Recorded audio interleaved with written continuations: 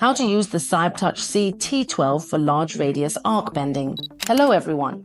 We are now in the electro-hydraulic press brake assembly workshop of Donghai Yuxiang. Today, we will demonstrate to you how to use the Cybtouch CT12C NC system to perform large radius arc programming and large radius arc bending. Next, we will demonstrate how to use the CT12 system for large radius programmed bending. The first step is to select the material.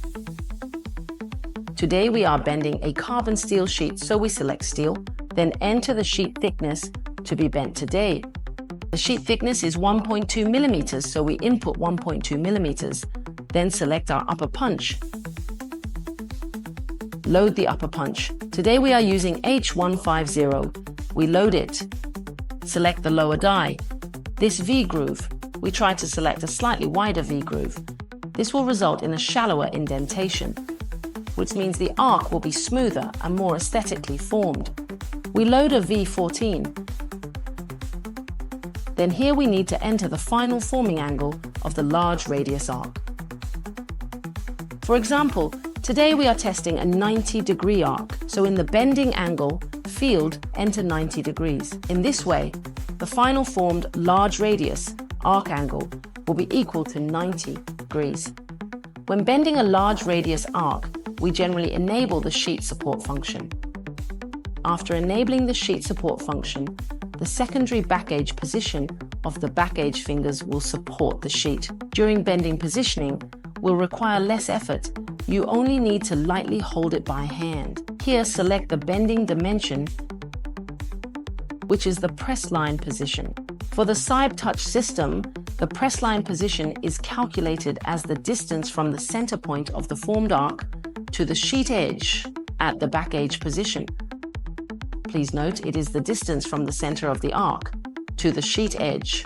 For example, if we need a position of 150, then we input 150. After entering 150, it means that after the sheet is formed, the distance from the center of the arc to the sheet edge is 150 millimeters. Then we can enable the large radius arc bending function. We can select the R radius of the arc. What is the radius R of this large arc? If we bend an arc with an R of 50, we can input 50. Above is the number of bending steps. The 12 here means 12 bending steps. To form this large radius arc, generally, we increase it slightly. Add a few more steps so that the arc has closer step spacing. With denser increments, the arc will be smoother and more refined. We change it to 20. Use 20 bending steps to form this large radius arc. When bending a large radius arc, we reduce the return stroke opening so that the arc bending speed will be faster and the bending efficiency will be higher. We generally set it to about 30 millimeters. Of course, it can be smaller. 20 millimeters is also acceptable. However, for better camera demonstration today, we set it to 30 millimeters bending width. Today we are bending a piece with a width of 260 millimeters. So the basic data has been entered. After the data entry is completed, we can save this program. Click the program name to store the program. Check ADH-R.